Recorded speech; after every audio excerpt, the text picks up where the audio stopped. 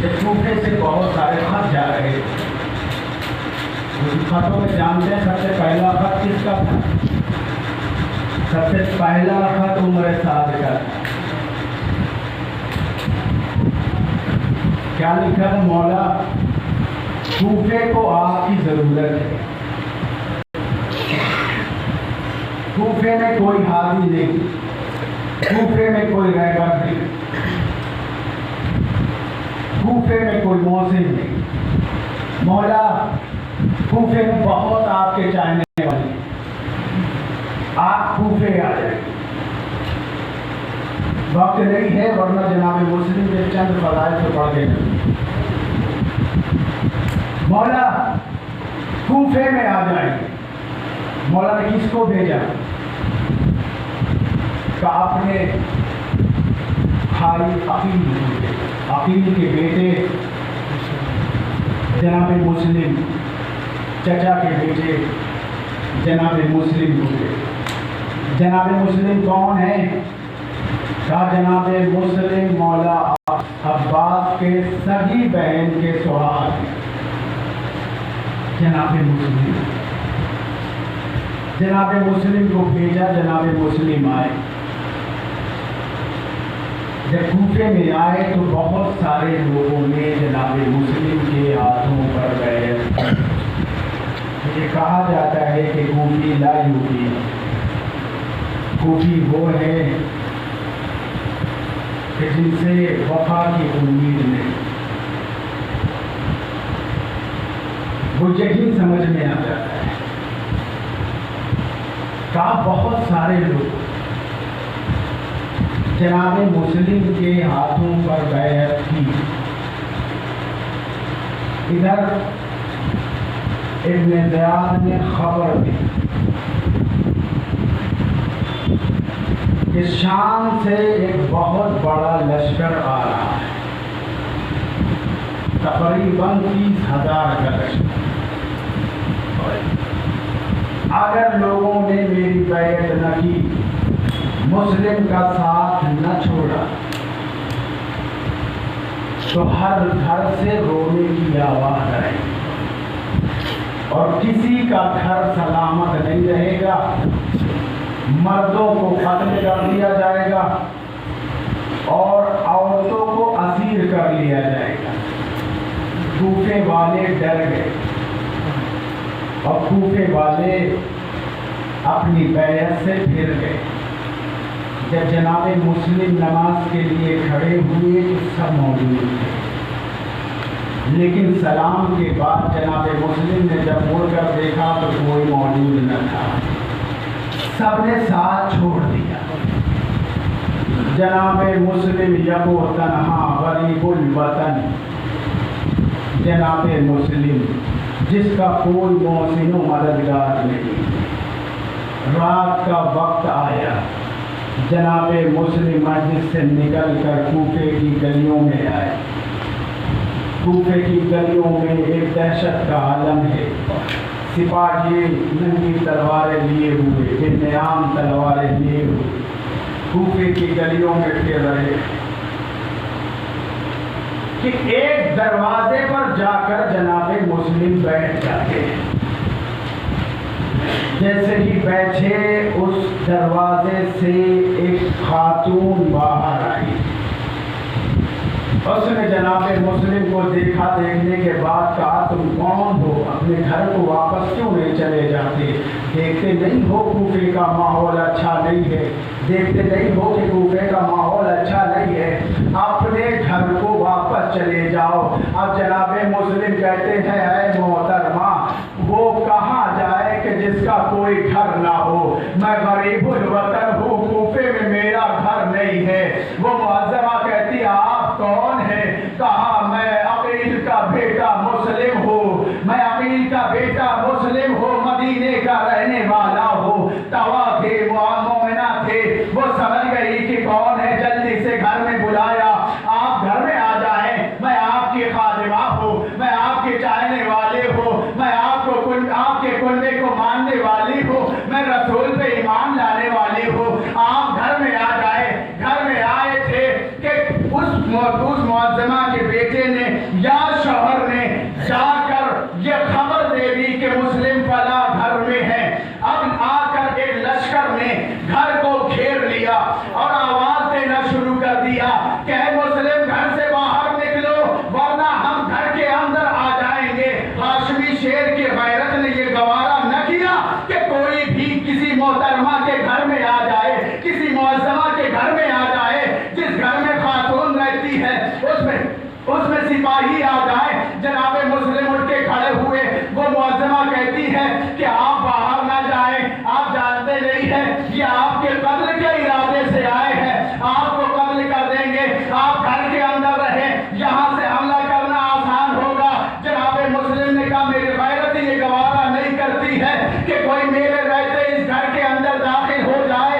अगर वो दाखिल हो गए, अगर तुम्हें कोई खतरा आ गया, मैं कैसे बर्दाश्त करूंगा? कहीं सर से रेजा गिर गई, मैं कैसे बर्दाश्त करूंगा? किसी ने हमला कर दिया, मैं कैसे बर्दाश्त करूंगा? किसी ने तमाचे मार दिए, मैं कैसे बर्दाश्त करूंगा? मैं कहूंगा ए जनाबे मुस्लिम, आज आपको एक गैर औरत पर इतना रहम आ रहा है, यही कूफा होगा, नबी की बेटियां होगी, बेमकना चादर होगी। अज़ादारो जनाबे मुस्लिम बाहर आए।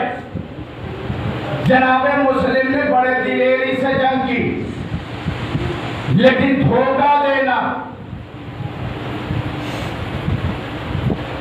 ये इब्ने ज़ियाद ने धोखा दिया। किस तरीके से? कहा कि एक गड्ढा खुलवाया गया, उस गड्ढे के ऊपर कोई चीज बिछाई गई और जनाबे मुस्लिम को लड़ते लड़ते जनाबे मुस्लिम को लेकर उस गड्ढे के पास है।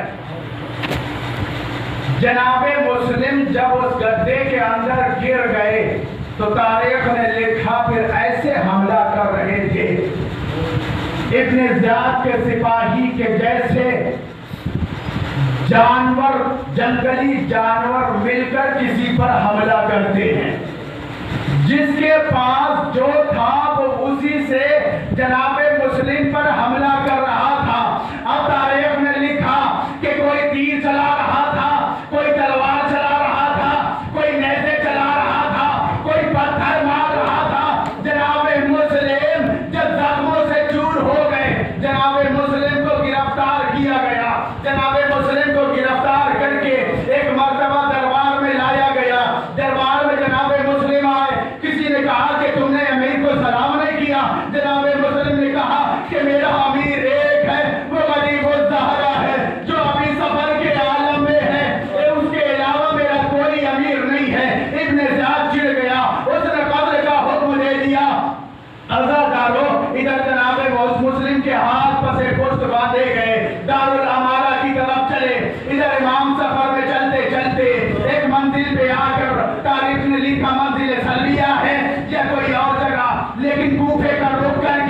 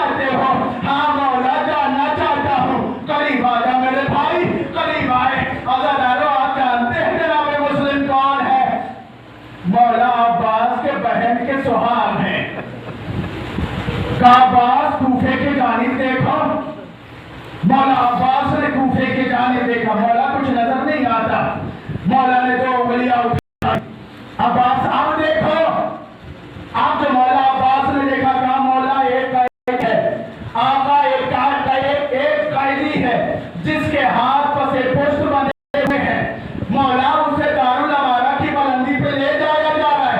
भैया अब्बास से देखो, अब जो मौला अब्बास ने गौर से देखा तो मौला अब्बास चीख मार के कहते हैं, ए आका हुसैन कहीं ये मेरा मुस्लिम तो नहीं है, कहीं मेरे बहन का सुहाग तो नहीं है, कहा अब्बास ये हमारा मुस्लिम है। अज़ादार मौला अब्बास ने हाथों को जोड़ दिया, आका थोड़ी सी मोहलत दे दे, मैं जाकर मुस्लिम की मदद करूं। मौला हुसैन ने कहा मैं जानता था अब्बास बर्दाश्त नहीं कर पाओगे, नहीं मौला मैं बर्दाश्त करूंगा, जंग करने की इजाजत नहीं मांगता, मौला मेरा मुस्लिम दारुल अमारा की बुलंदी से जमीन की तरफ आएगा, मौला इतनी इजाजत दे दे जब वो बुलंदी से जमीन की तरफ आए मैं सहारा देने आगे चला जाऊं। इमाम हुसैन ने कहा अब्बास तुमने बुलंदी की तरफ देखा, जमीन की तरफ नहीं देखा, जरा था जमीन की तरफ भी देखो।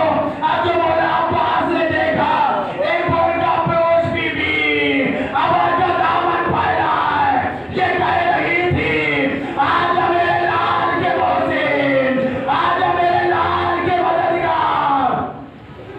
मौला अब्बास कहते आका ये कौन बीबी है जो आलमे गुरबत में मेरे मुस्लिम की मदद करने आई है।